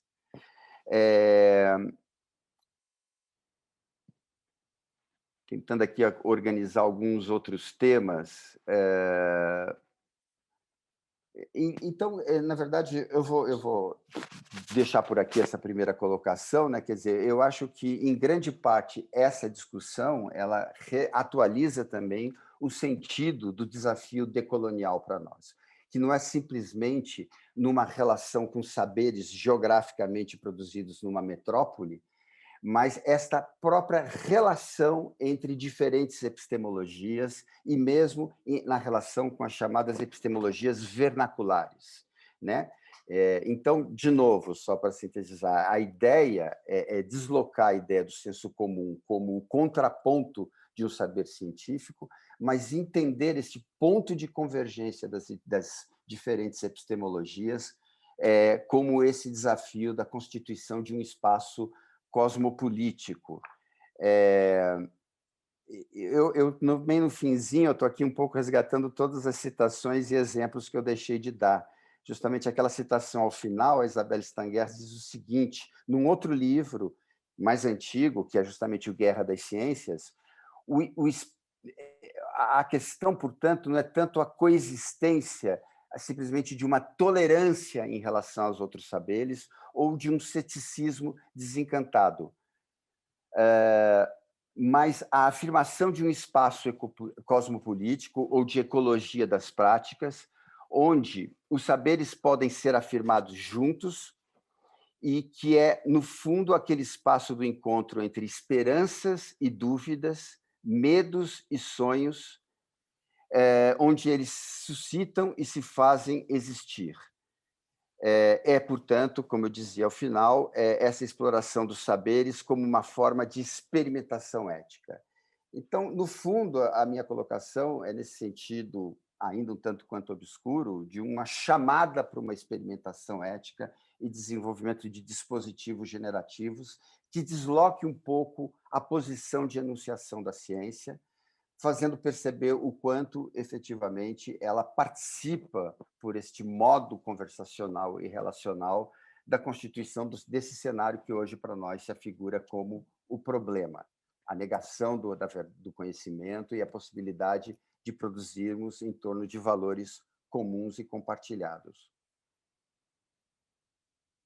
Obrigada, Ricardo. Hugo? A ver, eu vengo se bem tenho um título de planejamento, atualmente eu me ubico no campo da gestão. Então, eu penso desde a gestão. Coincido com Tanaka na questão de que, indudablemente, há certa ciência. Quando ela faz a pergunta, eu estou colocando, sim, é uma frustração. Nós trabalhamos desde o Instituto, dando assessorias, aulas, a um montão de gente, de distintas disciplinas. Eu faço parte de pós-grados que não tem gente do campo de trabalho de saúde. Quando problematizo essas questões e faço pensar o conjunto dos estudantes, eles concordam perfeitamente. Das herências idealistas, lo falso, de la cosificación de las relaciones, de la ausencia de jerarquizar el lenguaje. Mismos entendiendo esas cuestiones, cuando usted va a ver sus prácticas, continúan haciendo lo mismo.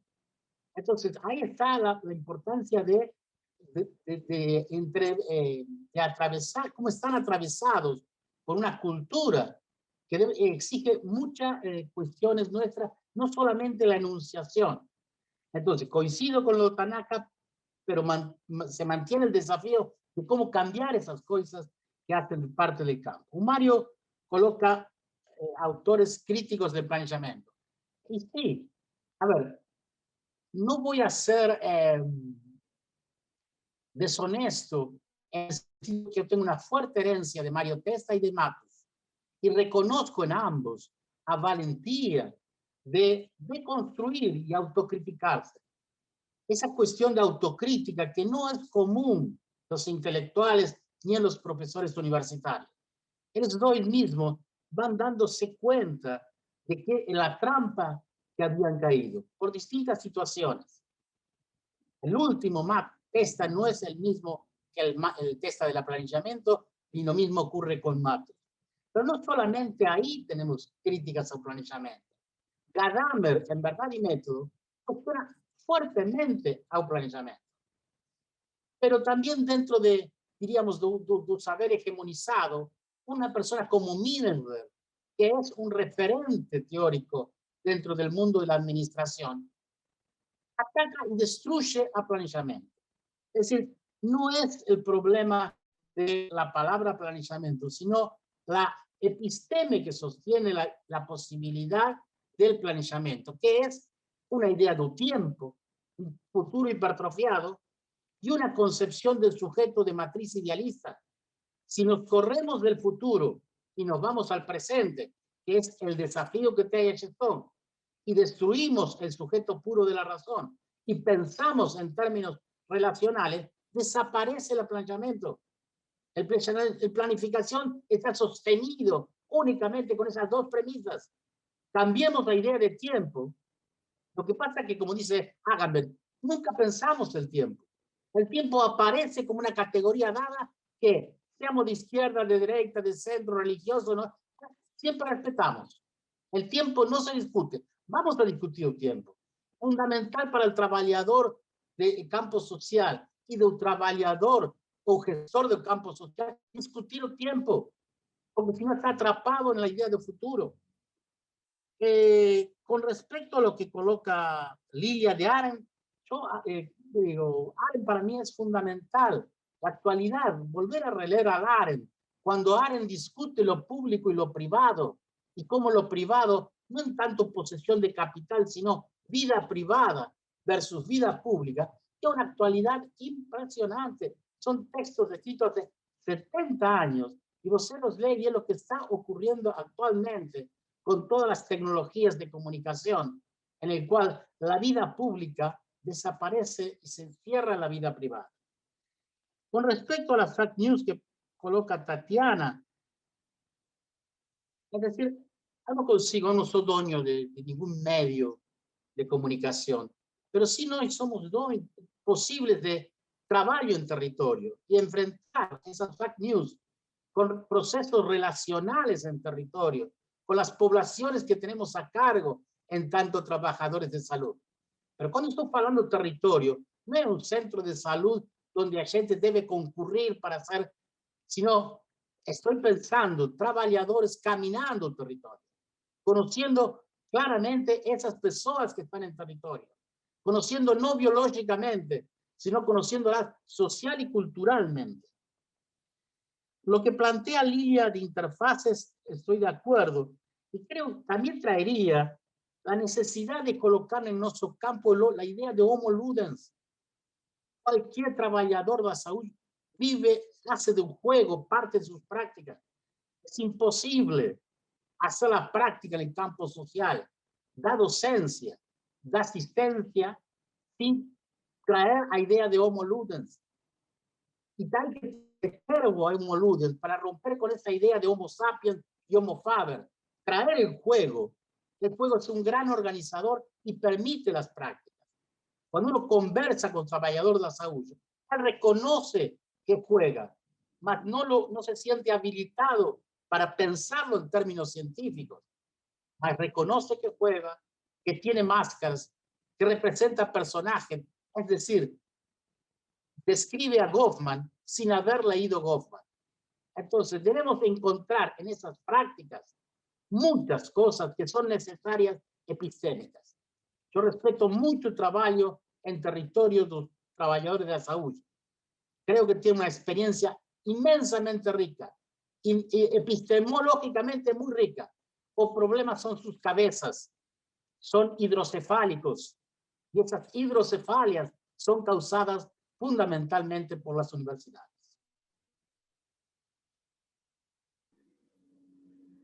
Hugo, eu vou tomar... Concluiu?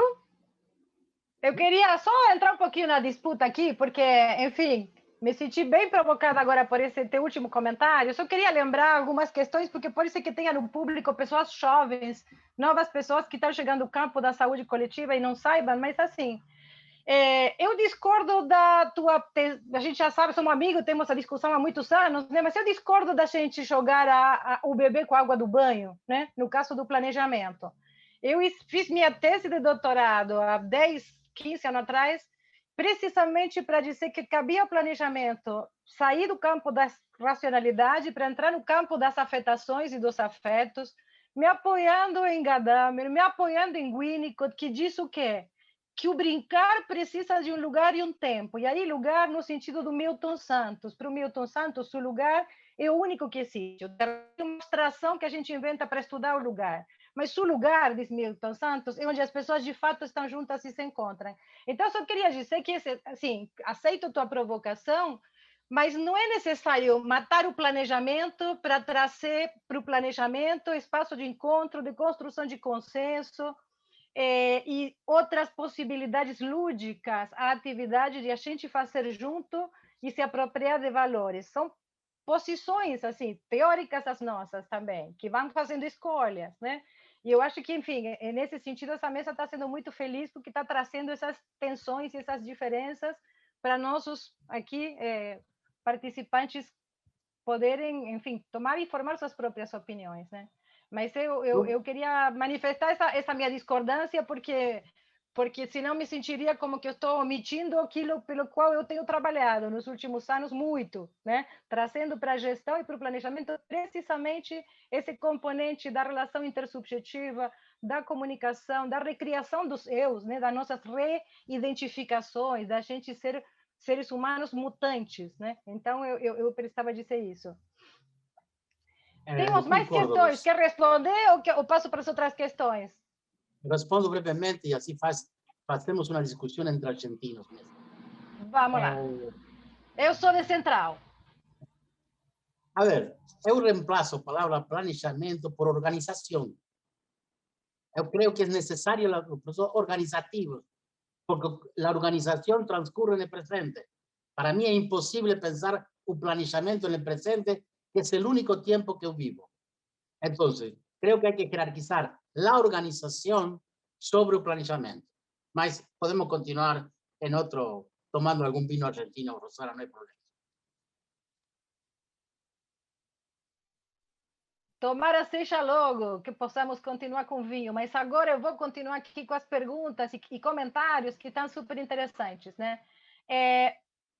Mônica pergunta um pouco se a questão da divulgação científica e divulgação do fake news, dos negacionistas, não estejamos, diz ela, cometendo o mesmo erro das eleições, que é o que o Mano Brown disse, se perdemos é porque falhamos em comunicar, né? O rapper.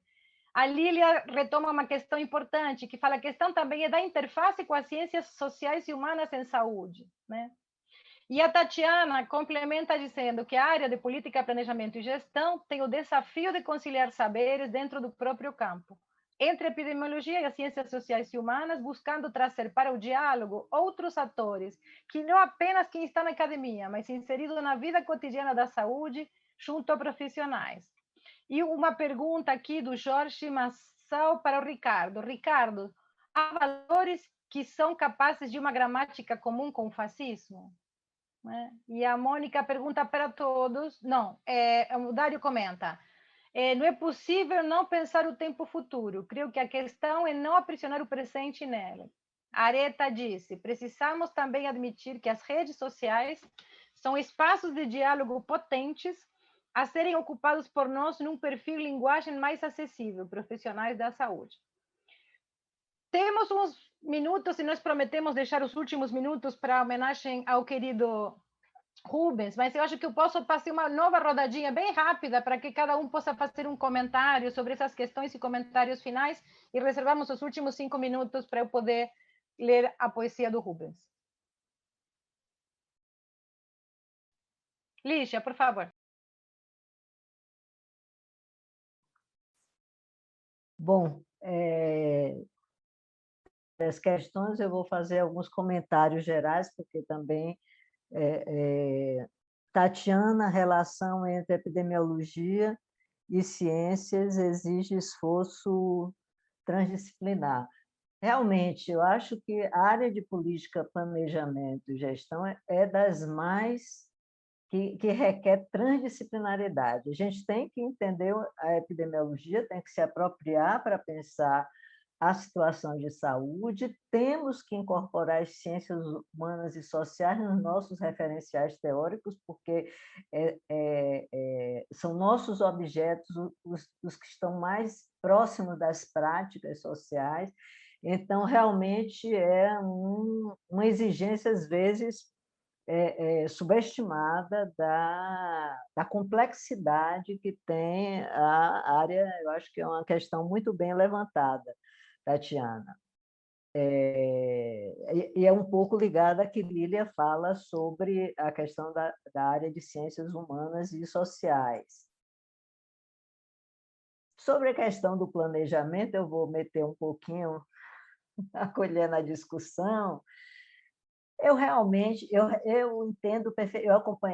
Eu acompanhei Mário nos cursos todos. Eu sei que ele, a partir do pensamento em saúde, ele começou a criticar o planejamento, Mas eu, como gestora, ex-gestora, há muitas décadas atrás, realmente eu acho que tem a utilidade, não um planejamento de plano quinquenal, mas a ideia é exatamente, Rosana, atrás do planejamento participativo, incorporando as subjetividades das pessoas, das equipes. Quer dizer, não sei se Tanaka ainda está aí, quem trabalha com avaliação participativa nos serviços, isso digamos, é fundamental pensar um pouquinho à frente, porque aí, senão, você faz esse cálculo, aí, Matos, que precede e preside a ação com base num senso comum, no sentido do senso comum que não... Quer dizer, eu vou também dialogar um pouquinho aqui com o Ricardo. Quer dizer, qual é a ruptura do senso comum necessária? É aquela ruptura, é o senso comum que, digamos, é o véu que se coloca na frente da gente em relação à realidade. Não é a percepção dos agentes sociais, que é rica e faz parte do conhecimento sobre o mundo social e tem que ser incorporada, né?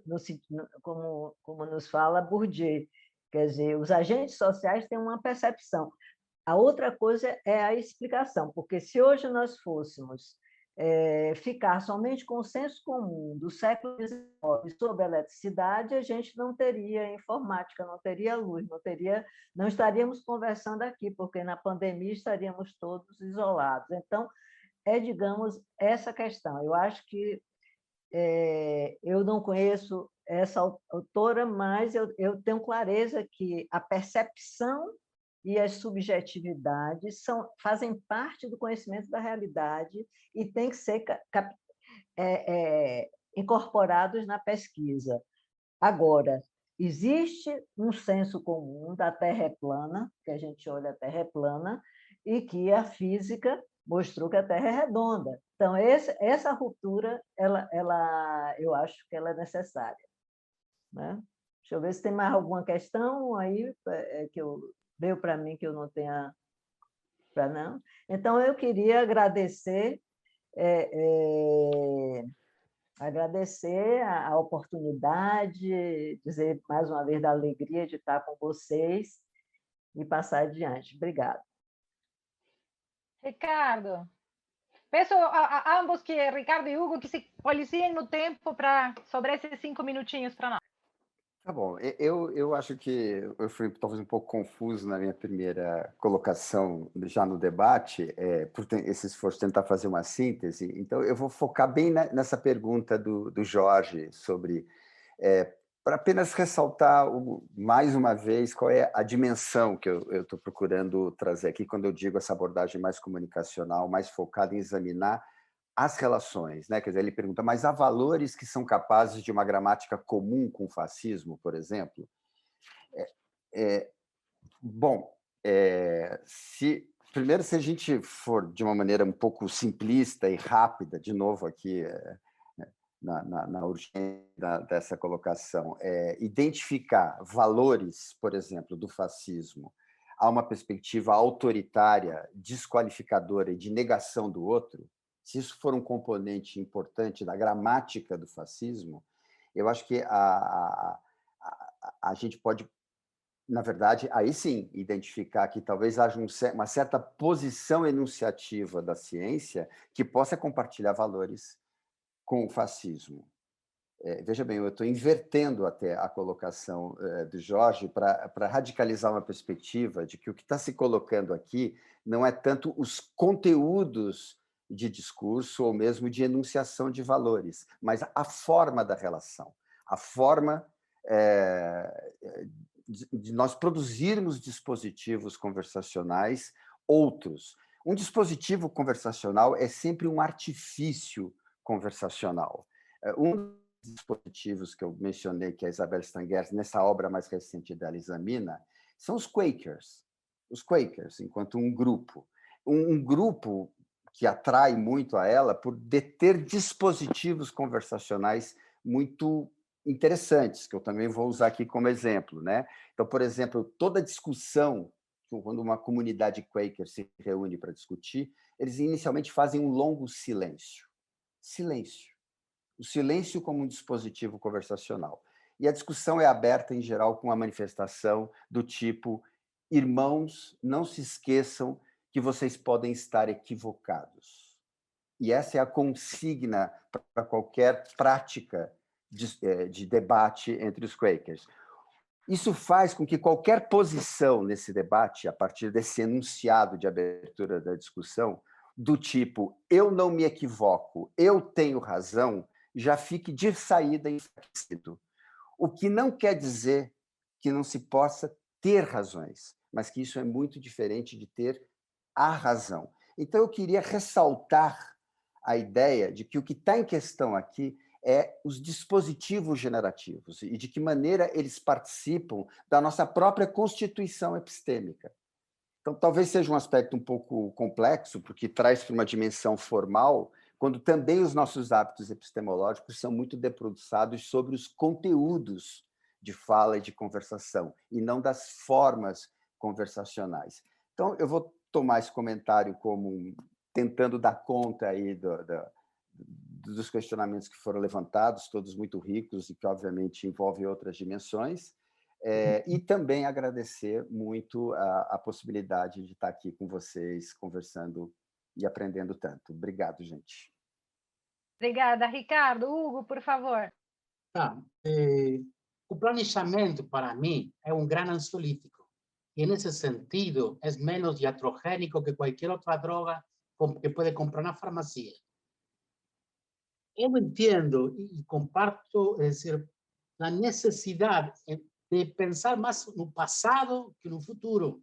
Temos que recuperar a história, temos que recuperar as narrativas, temos que reflejarnos más no futuro, no pasado que no futuro.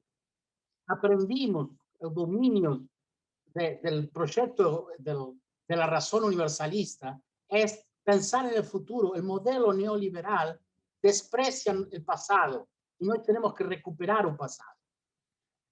Y en diálogo con el tema de los valores, voy a tomar aquello de los valores no son, los valores valen, y los valores valen estando insertos en procesos relacionales. La cuestión de la comunicación. Es decir, por lo tanto, y cierro con esto, lo que plantea Masao, es decir, la epistemología no es necesaria de la planificación. Lo que tuvimos fueron planificadores lo suficientemente honestos intelectualmente de hacer una discusión epistemológica que nos atraviesa a todos, a los epidemiólogos, a los cientistas sociales, a los gestores, en tanto somos portadores de conocimientos que devienen de las matrices del idealismo. Cierro con una frase de Ortega y Gasset, viejo filósofo español de la primera mitad del siglo XX. Decía, ideas tenemos, pero en las creencias estamos. ¿Qué son las creencias? Ideas que somos. Y eso nos interpela a todos.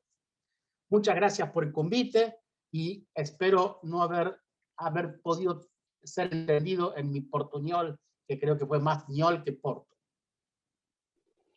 Foi claro, Hugo, foi claro. Obrigada, então, a todos pela presença aqui. E eu vou, então, fazer um pequena homenagem ao nosso companheiro, né?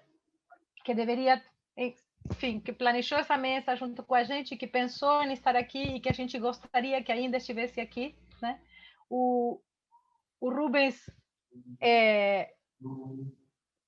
nos deixou no dia 25 de dezembro, né? E como todos sabem, ele era docente do Instituto de Medicina Social da UERJ. Rubens foi um importante formador da saúde coletiva. Ele navegou desde a discussão do planejamento em saúde, a análise das políticas, a integralidade, cuidado, história da ciência. Acho que a complexidade de tudo que ele trabalhou é reconhecida por muitos de nós. E nesse momento, a nossa homenagem para fazer todo mundo compartilhar, né, a sensação que a gente tem de perda, nós escolhemos trazer uma poesia. O Rubens também era poeta e ele assinava suas poesias como Benjamin Barreto, né? E a poesia que eu vou ler agora, a seguir, é uma poesia que fala da partida, como algo que faz parte da vida, da sua renovação e constante reconstrução. Algo que também, de uma certa forma, a gente tem conversado, né, ao longo de todos estes dias do Congresso também. A partida de Benjamin Barreto. Parto, mas parto partido, pois parte de mim não quer ir, e parte de mim quer partir.